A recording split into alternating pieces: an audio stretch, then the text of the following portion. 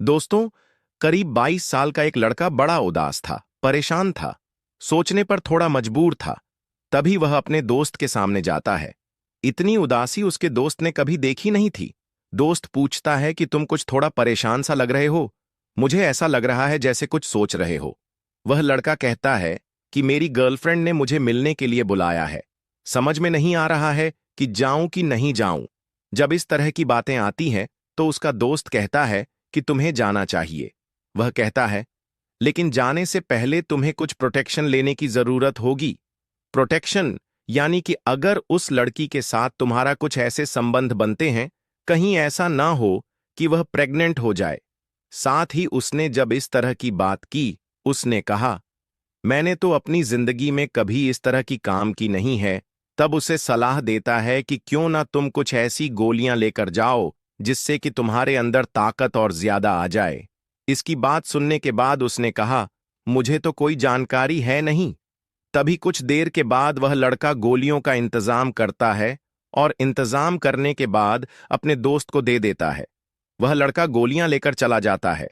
लड़की के साथ समय बिताने का मौका मिलता है, लेकिन वह नहीं जानता था कि जिस लड़की के साथ वह इस तरह का काम कर रहा है, शायद उस लड़की का आज आखिरी दिन हो सकता है। क्योंकि जब उस लड़की के साथ इसने यह सब किया, तो उस लड़की की तबीयत इतनी ज्यादा खराब हो जाती है और तबीयत खराब होते ही उस लड़की की मौत हो जाती है। अब इस लड़की की मौत की खबर न केवल उस गांव में थी, बल्कि आसपास के कई इलाके में फैल जाती है। और जहां तक अखबार या फिर सोशल मीडिया के माध्यम से लोगों को पता चलती है, तो लोगों को यकीन नहीं हो रहा था कि वह 22 साल का लड़का आखिरकार इतना कैसे कर सकता है। जी हां दोस्तों, आज की इस घटना को सुनने के बाद शायद आप लोगों को भी बड़ी हैरानी होगी। इसीलिए इस वीडियो में आप अंत तक बने रहिएगा, क्योंकि इस घटना से आपको एक बहुत बड़ी सीख मिलने वाली है। बाकी दोस्तों, वीडियो को लाइक करके चैनल को सब्सक्राइब कर लीजिए। दरअसल दोस्तों, ये सच्ची घटना उत्तर प्रदेश के जिला कानपुर शहर की है। दोस्तों, 14 दिसंबर 2024 की सुबह के आसपास का वक्त रहा होगा। साथ ही समय 8 बजे होंगे। परिवार के लोग एक शादी समारोह से वापस लौटकर जब घर पे आते हैं, तो अपनी ही बेटी को बार बार आवाज लगा रहे थे, लेकिन बेटी की तरफ से कोई रिस्पॉन्स नहीं आ रहा था। इसलिए घर वाले थोड़े परेशान हो जाते हैं। आखिरकार घर के हर हिस्से को देखते हैं, तभी उनकी नजर पहुंचती है बेड पर। वहां जाकर देखते हैं तो बेटी बेड पर लेटी हुई थी, लेकिन उसके तन पर एक भी कपड़ा नहीं था। वह बिल्कुल निर्वस्त्र लेटी हुई है। तभी परिवार के जो मर्द लोग हैं, वह पीछे हट जाते हैं। उस लड़की की मां उसके पास जाती है और पास जाने के बाद उस बेटी को उठाने की कोशिश कर रही थी, लेकिन वह जैसे बेसुध लेटी हुई है। उसे दुनिया की बिल्कुल कोई फिक्र ही नहीं है कि कोई उसे इस अवस्था में अगर देखेगा तो क्या सोचेगा। उस लड़की को जब जगाया जाता है तो वह जगती ही नहीं है, और जब उसके हाथ पकड़े जाते हैं तो हाथों में उसकी ऐंठन लगी हुई थी। यानी कि उसका जो शरीर था, जिस अवस्था में पड़ा हुआ था, ठीक वैसे ही स्थिति उसके शरीर की बन जाती है। हाथ हिलाओ तो हाथ ना हिले, पैर हिलाओ तो पैर ना हिले, क्योंकि जैसे वह लेटी हुई थी वैसे ही उसका शरीर पूरी तरह से अकड़ चुका था। वैसे भी बताया जाता है कि अगर कोई इंसान मर जाए तो लगभग 8 घंटे के बाद उसका शरीर जिस अवस्था में पड़ा हुआ होता है, ठीक वैसे ही शरीर की स्थिति हो जाती है। परिवार की इस बेटी को देखने के बाद हर किसी की आंखें खुली की खुली रह जाती है। सोचने पर मजबूर हो जाते हैं। मां भी रोने लगती है, परिवार के बाकी लोग भी रोने लगते हैं, और इस रोने पीटने की आवाज जो है आसपास के घरों तक भी पहुंच जाती है। तभी लोग इस रोने की आवाज सुनने के बाद मौके पर पहुंचते हैं। तभी उस लड़की को किसी चादर से ढक दिया जाता है, और इसी बीच में कोई व्यक्ति पुलिस को फोन कर देता है। पुलिस को जैसे ही सूचना मिलती है कि यहां पर इस तरह की कोई घटना हो चुकी है, क्योंकि परिवार के लोगों को लग रहा था कि यह घटना कोई सामान्य घटना नहीं है, जरूर कुछ ना कुछ हुआ है। बेटी नग्न अवस्था में क्यों पड़ी हुई है? परिवार के ज्यादातर लोग सब के सब शादी समारोह में गए थे। आखिरकार कपड़े इसके किसने उतारे होंगे? तभी इस स्थिति को जानने के लिए आखिरकार पुलिस मौके पर पहुंचती है। पुलिस की टीम जब इस मामले की जांच पड़ताल में जुट जाती है, उस लड़की की बॉडी को अपने कब्जे में लेती है। ये लड़की 12वीं क्लास की छात्रा होती है। उम्र लगभग उसकी 17 साल के आसपास होती है। परिवार के लोगों से पूछा जाता है कि जब यह घर में अकेली थी तो तुम लोग सब कहाँ गए थे? उन्होंने कहा कि कानपुर देहात का एक गांव लगता है, असालतगंज, वहां शादी समारोह में शामिल होने के लिए गए थे। बेटी से भी कहा था कि बेटी तुम भी शादी में चलो, लेकिन बेटी ने शादी में चलने से इनकार कर दिया था। अब जैसे ही बात गांव में फैल जाती है तो इस घर का, इसी परिवार का जो बेटा है, उसका घर थोड़ा दूर पड़ता है, उसके बेटे की वाइफ वह भी आती है। आने के बाद वह कहती है कि मेरी 5 साल की बेटी तो इसके साथ ही रात को रही थी। तब उस बेटी से पूछा जाता है तो बेटी कुछ बताने में असमर्थ हो रही थी। अब पुलिस की जो फॉरेंसिक टीम है वह मामले की जांच पड़ताल में जुड़ जाती है। घर के हर एक छोटे से छोटे हिस्से को तलाशा जाता है, यह देखने के लिए कि कहीं कुछ ऐसी चीज मिले जिससे कि पता चल सके कि आखिरकार इस लड़की के साथ कुछ गलत जो हुआ है, यह किसने किया है और क्यों किया है। तभी पुलिस को एक रैपर मिलता है और उस रैपर की जांच पड़ताल की जाती है तो पता चलता है कि वह रैपर एक गोलियों का रैपर है और उसमें जो गोलियां आती हैं वह किसी भी व्यक्ति की सेक्स पावर को बढ़ाने के काम आते हैं। इस तरह की गोलियां पुलिस वालों को बड़ा आश्चर्य होता है। और जब घर परिवार के लोगों से बातचीत की जाती है, इनसे पूछा जाता है कि तुम्हारी लड़की का किससे मेल मिलाप है, वह किससे बात करती है, क्या यहां कोई जबरदस्ती आ सकता है? क्योंकि अब उस लड़की की बॉडी को जो पोस्टमार्टम के लिए भेजा गया था तो उसे देखकर भी नहीं लग रहा था जैसे उसके साथ किसी ने जबरदस्ती की है, जैसे उसे किसी ने मारा है, पिटा है। तो ऐसी स्थिति में पुलिस ने जांच पड़ताल करना शुरू किया तो वहां पर कुछ आपत्तिजनक सामान जो मिले, उसको देखने के बाद पुलिस को भनक लग जाता है कहीं ना कहीं कि इस लड़की के साथ जरूर गलत काम हुआ है। 5 साल की बच्ची से जब पूछा जाता है प्यार से, दुलार से, कि बेटा तुमने किसी को आते जाते देखा है, तो उसने कहा था कि हां, मैंने एक लड़के को देखा है।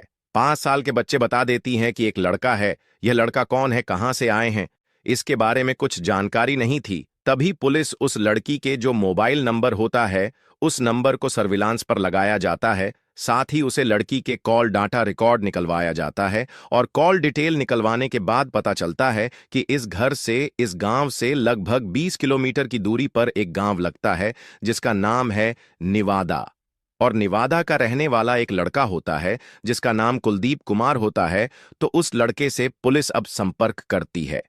पुलिस उसको पूछताछ के लिए हिरासत में लेती है तो शुरुआत में उसने तरह तरह की बातें बनाना शुरू कर दिया, लेकिन पुलिस ने जब उस लड़के से अपनी तरह से पूछताछ करना शुरू किया है तब उसने चौंकाने वाली बात बताना शुरू कर दिया। दरअसल वह कहता है कि इस लड़की से उसकी मुलाकात सोशल मीडिया के माध्यम से हुई थी, यानी कि फेसबुक पर यह बातचीत क्या करते थे, एक दूसरे के संपर्क में आते हैं, दोस्ती हो जाती है, दोस्ती गहरी हो जाती है, यह रिश्ता प्यार की तरफ बढ़ जाता है। इस लड़की ने कहा था कि 13 दिसंबर 2024 को उसके परिवार के लोग वहीं कानपुर देहात का एक गांव लगता है, सभी के सब लोग शादी समारोह में शामिल होने के लिए जाएंगे, इसलिए एक मौका है, अगर तुम चाहो तो आ सकते हो। लेकिन लड़की ने किसी को इस बात पर शक ना हो, इसलिए वह अपने भैया के पास जाती है और भैया के पास जाने के बाद कहती कि जो बेटी है वह बेटी को मेरे पास भेज दो, वह मेरे साथ ही सो जाएगी, आज मैं अकेली हूं। उसने कुछ इस तरीके से किसी को शक ना हो। और वह लड़का रात के 8:30 के आसपास आता है। कुलदीप कुमार आने के बाद उस लड़की के साथ वह संबंध बनाने के लिए, जो पहले से उसके दिमाग में खुराफाती चल रही थी, उसने गोलियां खाता है, प्रोटेक्शन लेता है। उसके बाद उसके साथ वह शारीरिक संबंध बना रहा था।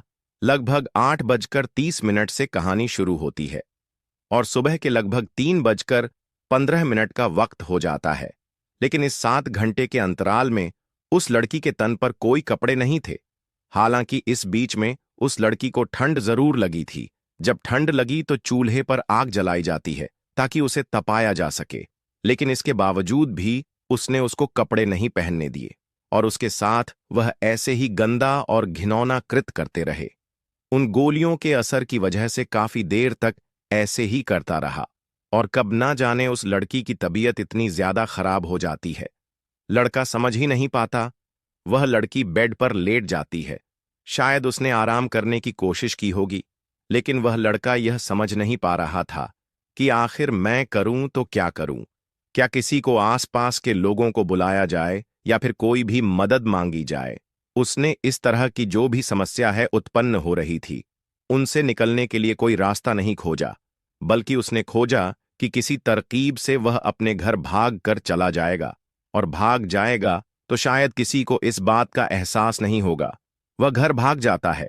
भागने के बाद अगले दिन जब 14 दिसंबर 2024 के दोपहर 12 बजे के आसपास का वक्त होता है, यह सूचना सोशल मीडिया पर बहुत तेजी के साथ वायरल होने लगती है कि पास का ही एक गांव लगता है और गांव में एक लड़की होती है। रात उसके परिवार के लोग शादी समारोह में गए थे और लड़की की मौत हो जाती है। मौत की जो खबर उस लड़के को मिलती है तो उसे लग ही रहा था कि हो ना हो पुलिस उसे हर हाल में गिरफ्तार कर ही लेगी। आखिरकार 17 दिसंबर 2024 को पुलिस ने जब इस घटनाक्रम का खुलासा किया तो यह बात आई कि सहमति से उसके साथ इसने शारीरिक संबंध बनाए थे, 2 बार संबंध बनाए थे, इसलिए इसको कुछ होना नहीं चाहिए। लेकिन वह नहीं जानता था कि पुलिस इस मामले में जो बयान देती है वह वाकई बड़ा शानदार बयान देती है। भले ही यह सहमति से हुआ था, लेकिन लड़की की उम्र नाबालिग थी, यानी कि उसकी 18 साल अब भी उम्र कंप्लीट नहीं हुई थी। इसलिए इस पर रेप की धाराएं लगाई जाती हैं, साथ ही उस पर पोक्सो एक्ट भी लगाया जाता है। लड़के को गिरफ्तार कर लिया जाता है और गिरफ्तार करने के बाद उसको जेल भेज दिया जाता है। जहां जहां तक यह खबर फैलती है, वहां वहां तक लोगों को यकीन नहीं हो रहा था कि आखिरकार वह 17 साल की लड़की जो कक्षा 12 में पढ़ रही थी, उसको अपने करियर के बारे में सोचना चाहिए था, वह कहां इस सोशल मीडिया के झमेले में पड़ने के बाद एक लड़के से दोस्ती कर बैठती है, और दोस्ती भी कुछ इस तरह कि जब घर में कोई नहीं होगा उस वक्त वह किसी को अपने पास बुलाएगी और उसके साथ इस तरह से वह घटने का शिकार हो जाएगी। जो भी होता है वह भयानक होता है। उस लड़की ने जो किया वह वाकई भयानक था, लेकिन जो लड़के ने किया उससे भी ज्यादा भयानक था। अब शायद उसकी पूरी जिंदगी सलाखों के पीछे गुजरेगी। दोस्तों, इस कहानी को सुना